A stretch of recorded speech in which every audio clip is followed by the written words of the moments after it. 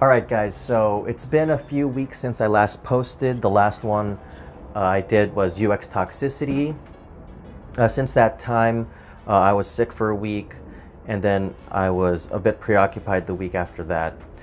To wrap up this series on UX culture, I know there's a lot of other topics, but I wanted to wrap this up with something that's very important in regards to the UX field before I move on to systems thinking.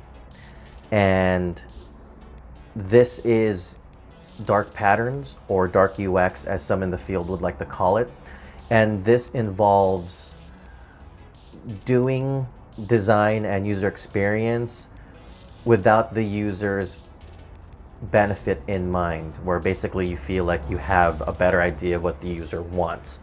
Now, Gary Vaynerchuk advocates for an understanding in the industry where the market systems now, it's not top down. The businesses don't instruct what the market trends are. More so now, it's the users and consumers that really dictate where the market is going. So instead of top down, it's bottom up.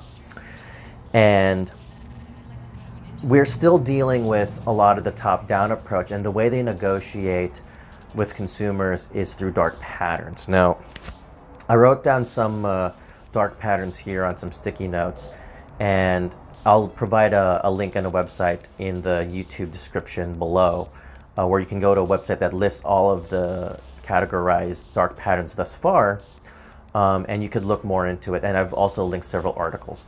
Now, one dark pattern is bait and switch, where basically it's almost like blog articles where they will give you this header, this article headline, just to get you to read it, not really explaining what it is. Unlike a lot of newspaper articles where they'll tell you the overall topic, and then you can go in to look further.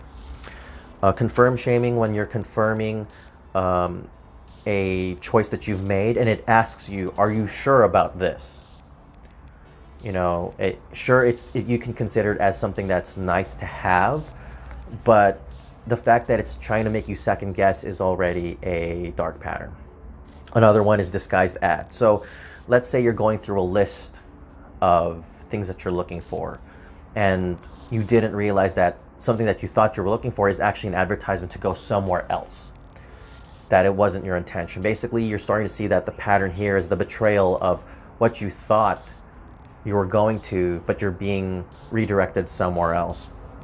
Another one is forced continuity, where you sign up for a particular service, but little do you know that it's actually a temporary thing leading to something else. For instance, it's a free trial, but if you don't cancel this in time, it'll continue on to an annual or monthly or whatever iterative pay.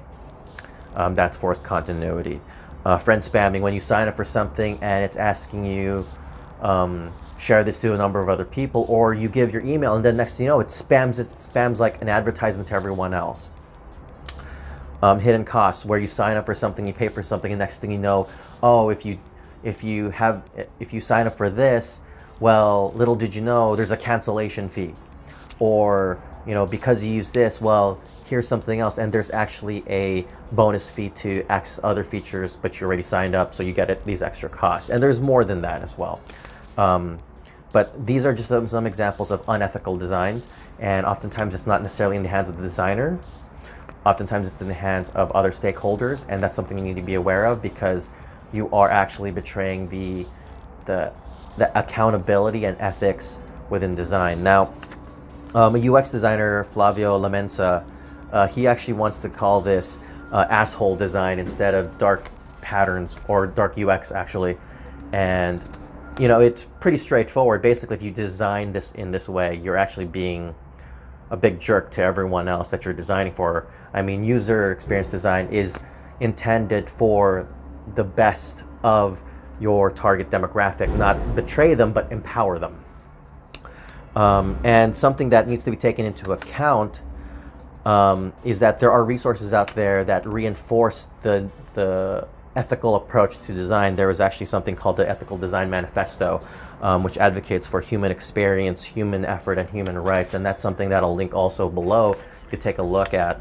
And for the most part, I'd like to wrap up this series thus far. I'll probably revisit UX culture as things advance.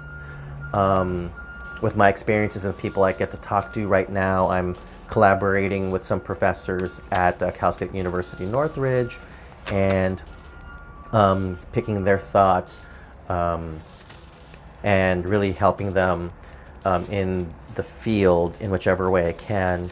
So if there's some big news coming out of that front, I'll let you know. Otherwise, I hope that all of you as UX designers and professionals in the design space, if not also management space, take into consideration the ethics and the accountability and the responsibility you have with the power of designing and managing things from a psychological perspective, not just from a visual perspective.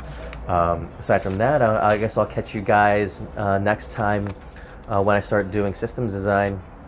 So any other feedback or comments, leave them below.